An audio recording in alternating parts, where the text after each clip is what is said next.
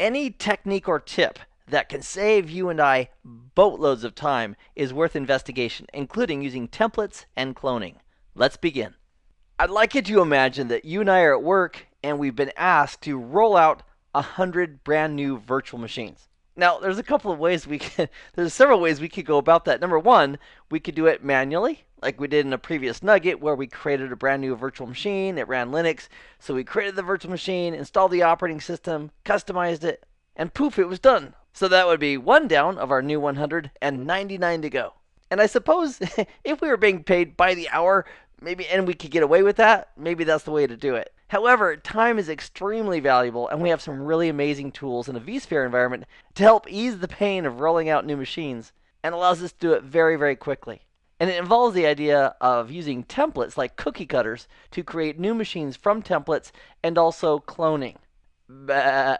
So let's talk about templates first. You think of a template like the perfect source to use for a virtual machine. And here's how it works. We'd take a virtual machine, and we would customize it and get it absolutely perfect. Everything done. The patches, the software, the tweaking, everything we want that virtual machine to have.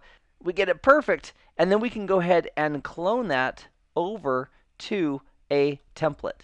So what a template basically is, it's the whole virtual machine, in this case the one it was cloned from, that you cannot run.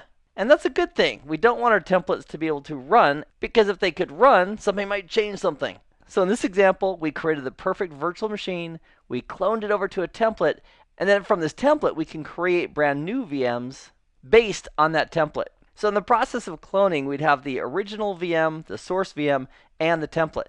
Now, if we didn't want to clone, we also have the option of taking the original VM and actually converting it, which means the original VM is no longer a VM, it's now turned into a template. In either case, you end up with a template you can use to create new VMs from. Another option that we could do to create a template is we could take an existing template and we could clone that. So we could clone a template to create another template. And then from that template, we could deploy new VMs. So whether you clone a VM, convert a VM, or clone a template, the idea is that deploying from a template is very, very easy and just takes a few clicks. Now, as we consider creating brand new virtual machines based on a template, there are some serious things that we need to consider. One is the names of the VMs. We don't want to have 10 VMs all called Linux-1, for example, or VM2. So we have some mechanisms in place where we can tweak and tune the name of the VM when we're creating a VM from a template. We also have some options regarding networking that we can customize. In a Windows environment, I've got a question for you. In a Windows environment, what might be one of the considerations that we don't want to be exactly the same on every single new VM? And if you worked in a Windows environment, what might be coming to mind is SID, the Windows Security Identifier. We don't want to have two VMs on the same network from a Microsoft networking perspective with the exact same SID, because if they both are part of the domain, that's going to cause a problem. So we have some customization options regarding security IDs in Windows for Windows VMs, and we also have some licensing options. And the benefit of that is that if you're in an environment where you have a site license or you want to use a specific set of licenses, we can go ahead and customize the deployment and use those licenses. Now, the other challenge is that if we had to do a lot of input every single time of all these elements for a new VM, that might be repetitious. So we can save time as well by using a customization specification.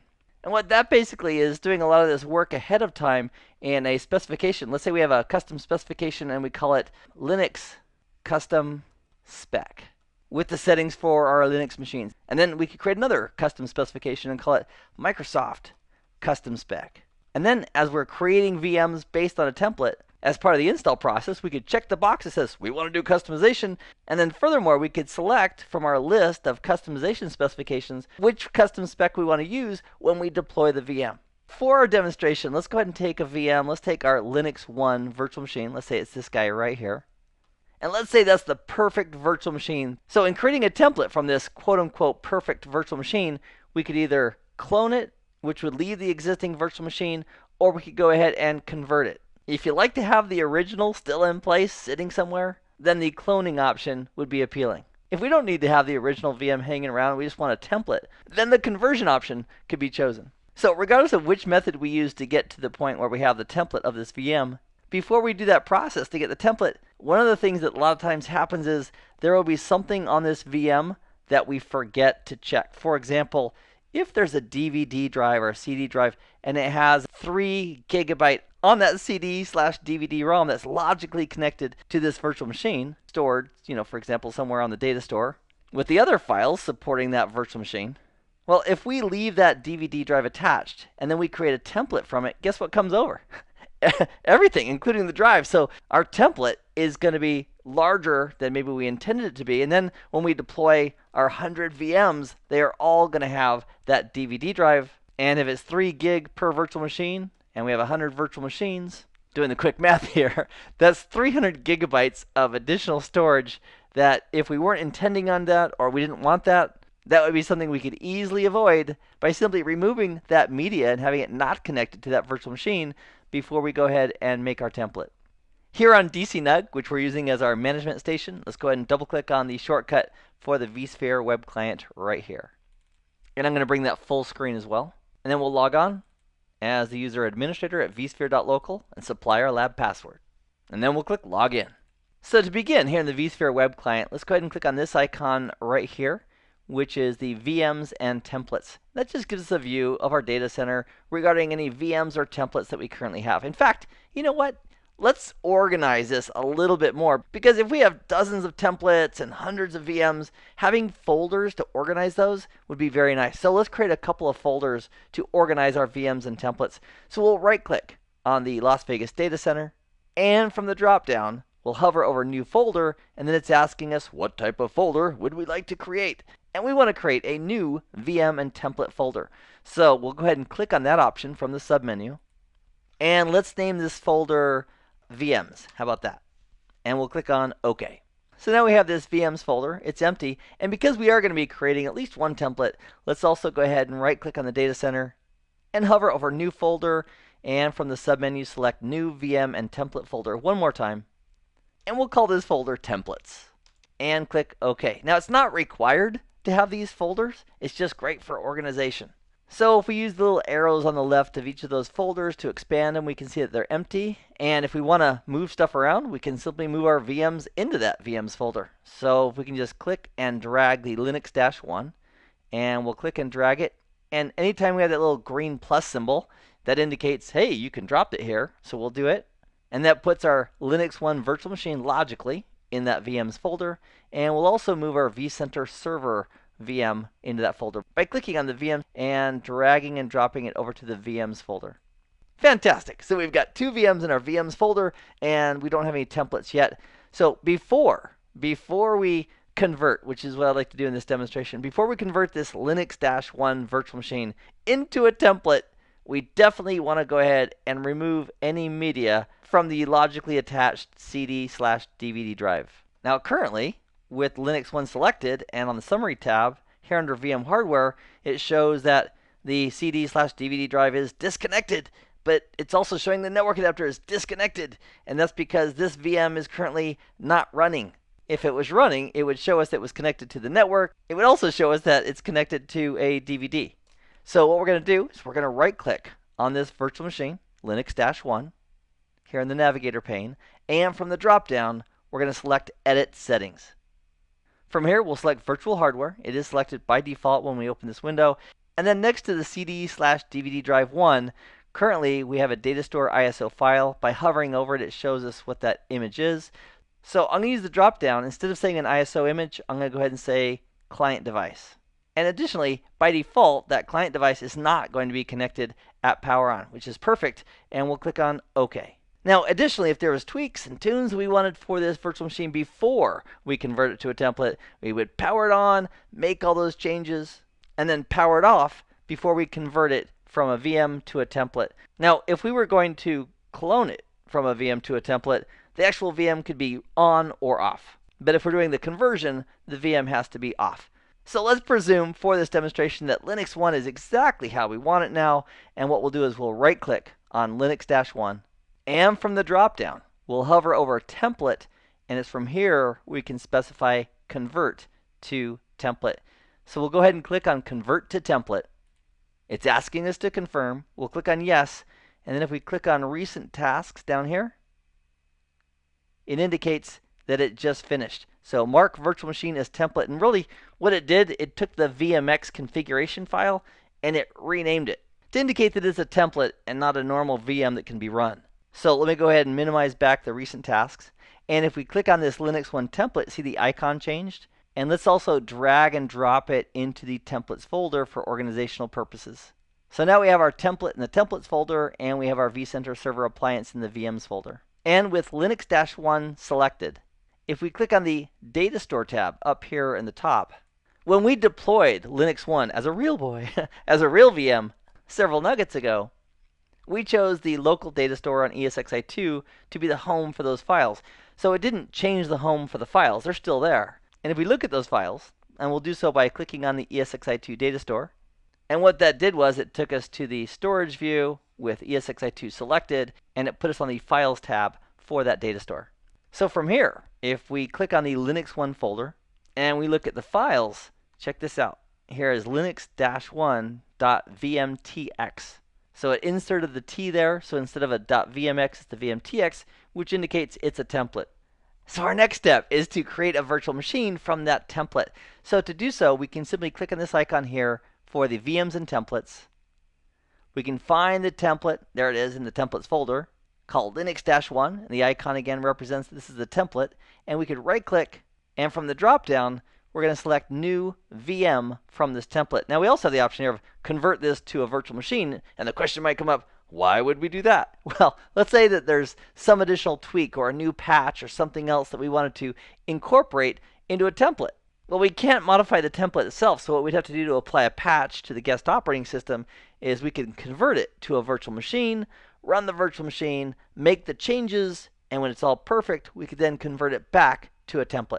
So that's the scoop on that. So if we want to create a new virtual machine from this template, which is our purpose right now, we'd simply click on the menu option, New VM from this template. And now it's asking us for a name of the virtual machine. And let's call this Linux-VM1.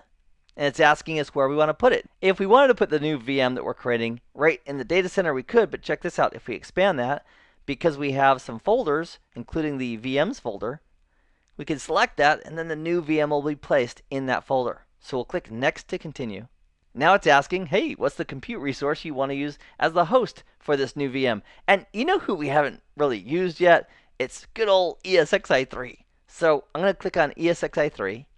And with ESXi3 selected as the host we're going to run this VM on, we'll click on Next. So regarding the new virtual machine, we have the option of doing thin provisioning, which simply means this. If the virtual machine has a logical 16 gigabyte drive, but it's only using 2 gigabytes, we're only going to tie up the 2 gigs on the data store. So that's what thin provisioning is all about. The other two options here are both regarding thick provisioning, which says if the virtual machine believes it has a 16 gigabyte drive, then we're going to allocate all 16 gigabytes right now. And what the eager zero refers to is that 16 gigs is going to be zeroed out the moment that disk is created for that VM. And with lazy zeroed, we're still allocating with thick provisioning the entire 16 gigs on the data store, but vSphere is not going to go out and zero out all that space until that VM is turned on for the first time. So if we're creating dozens and dozens of virtual machines, there's going to be less overhead all at once if we do lazy zeroed, because those virtual machines can be turned on, for example, at staggered intervals, and we can kind of distribute out over a little bit of time the zeroing out of those virtual machines' hard drives. Again, as they're being powered on with lazy zeroed. The other option here is same format as source. So in the template, if it's thin provisioning, the new VM will use thin provisioning. If the template's using thick, the new VM will use thick. So in the lab environment, to err on the side of caution, even though our template is based on thin provisioning, I'm going to specify thin provisioning here as well. And now we get a choice of which data store do we want to use to be the home for this new virtual machine's files. And why do we have these 3 choices? It's because these are the 3 data stores that ESXi3 has access to. Its local data store, the NFS-based data store, and the iSCSI-based data store. To choose the data store we want to use, we simply click on it. So we're going to use the iSCSI-data store, and with it selected, we'll click on Next. And next it's asking us, do we want to power on the virtual machine after it's created? If we do, we'll put a check in that checkbox. It's also asking us here, do we want to customize the operating system as we deploy this VM? So if we say yes to the customization, what it's expecting is it's expecting us to use a customization specification that has the details regarding that customization. So I'm going to leave that check in the checkbox, even though we don't have a customization specification yet, because if we click on Next, which we'll do right now, it's giving us the opportunity to choose a customization specification. But if we don't have one, it also gives us an opportunity to create one right here.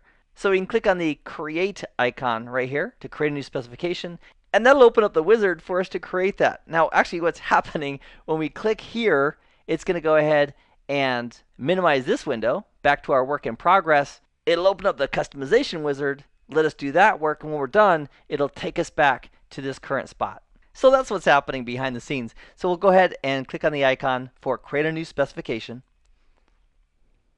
And let's name this Linux-Custom-Specification. So the target VM in this wizard assumes that we're using Linux because that's what the actual template had specified. So when we originally created the VM that we converted to the template, as part of that creation process, it asked us, hey, what intended operating system do you plan on using? And we said Linux. So that's why it's showing up here. If the template was a template for a Microsoft operating system, we would be creating in this wizard a custom specification for a Windows-based computer. We could add a description, which is helpful to remember. For example, okay, what does that custom specification do? You might have dozens of them that you might want to use, and having descriptions will help you remember what they're for. In our case, we have one here for Linux, so we'll click on Next. The second step of our customization is to specify how do we want to name our VMs. We can go ahead and put a name in here and append a numeric value so that they're unique, or we can say use the virtual machine name. So if we create a new virtual machine called Linux-1 or Linux-2, it'll simply use that as the computer name. And then for the domain name, let's go ahead and use nuggetlab.com, and we'll click on Next. It's asking for a time zone, so I'm going to go ahead and from the drop down for the area, I'm going to specify America. And then as we scroll down, there's Los Angeles, which is Pacific time zone, which is great. And then down below, we have the hardware clock set to, and I'm going to go ahead and say local time as opposed to UTC as part of this specification, and click on Next. Then the custom spec is asking us about the network configuration. The top radio button is using standard network settings, including DHCP and all interfaces, or we could manually select the settings. And we can use the plus symbol here to add multiple NICs, and then we could further specify exactly how we want them to be configured. So for example, NIC 1, click on the little pencil to edit that. Then we can specify the details for IPv4 for this interface, and also for IPv6. So I'm going to click on Cancel, and I'm going to choose to use the standard network settings, including DHCP, and we'll click on Next. And now it's asking about DNS and domain settings. So if we put this new VM on the VM network, that is network 10.3.3, and there is our Windows 2016 server with an interface on that network, the VM network, that is providing DNS services. So that's the DNS server we're going to point to. And then for the DNS search path, let's go ahead and use nuggetlab.com. So if we apply this customization specification to a new VM that we're deploying, that DNS search path, if the client had to resolve a name like Bubba and it failed, it would then append the nuggetlab.com after that, and it would do a resolution request for bubba.nuggetlab.com, which could be helpful. So we'll click on Next to continue, and it says ready to complete, and here's a summary. Also on the left-hand side, you can click on these to go back to any spot that you want, as opposed to just doing back, back, back, or next, next, next. And that can be handy to go back and change a parameter. So we'll click on Ready to Complete on the left, and we'll click on Finish. And what it's doing now, it closed that customization wizard, and now it's taking us back to our work in progress, which was the deploy from template. And so currently, we're on this step right here, which is selecting a customization specification. And that's the one we just created. So if we want to use it, all we need to do is click on it. And with that selected, we can click on Next. And then we can review the details and simply click on Finish to deploy that virtual machine. So if we click on Recent Tasks down here in the bottom left, we can see here it's working on it. So it's basically cloning from the template to create the new virtual machine. And that might take a few minutes. So it says it's done. Fantastic. What I'd also like to show you is where we would go in the interface if we wanted to create some customization specifications. So to get there, we can go ahead and hover over the Home icon here at the top. And then from the drop down, let's go ahead and click on Home. I'm also going to go ahead and minimize the recent tasks to give us more real estate here.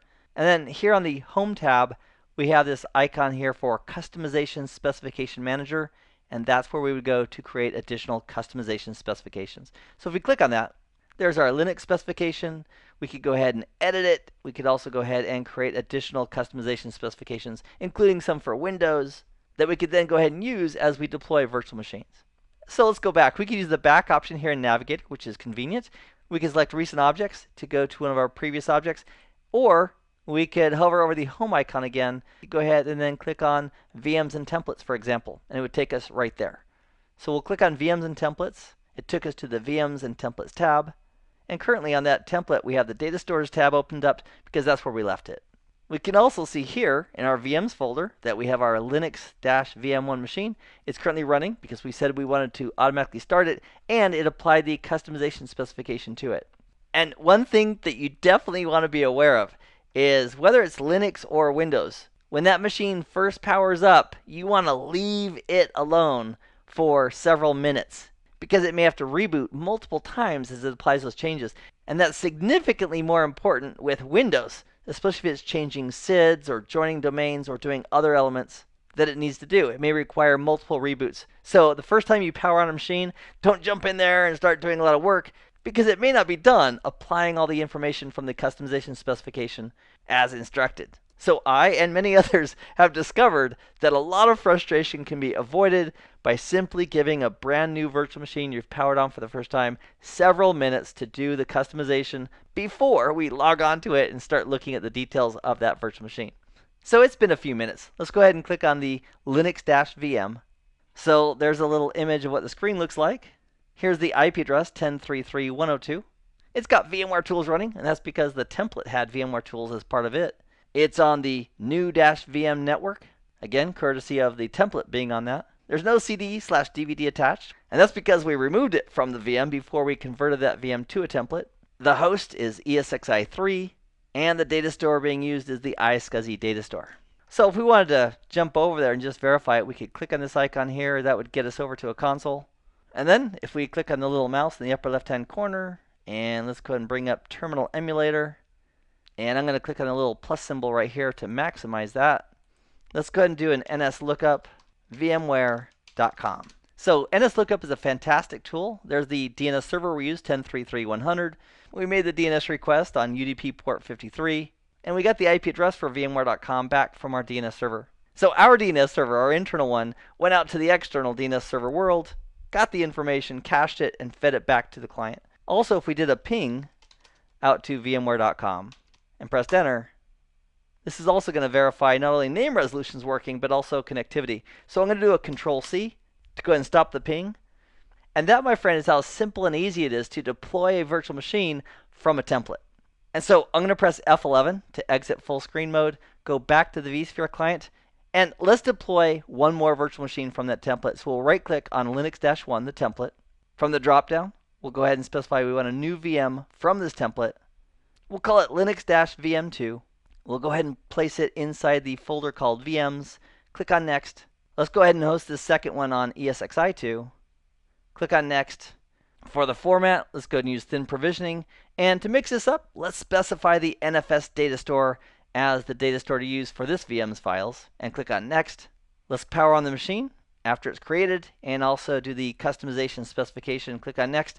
And because we have the specification already created, we can simply select it, click on Next, and then click on Finish. And that new VM is now being created. If we click on Recent Tasks, we can see the progress bar as that VM is being deployed. So we'll let that finish. I'm going to minimize the recent tasks. And then once it's done, it's going to power on because we told it to.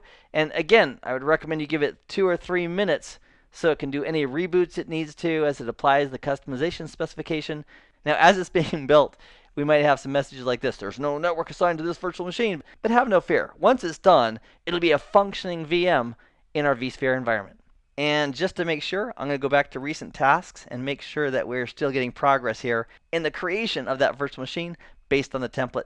And now, my friend, it is your opportunity. Take some time in the provided hands-on labs and get some practice creating a template and deploying a couple of virtual machines from that template. And I'll see you in the next video. Meanwhile, I hope this has been informative for you, and I'd like to thank you for viewing.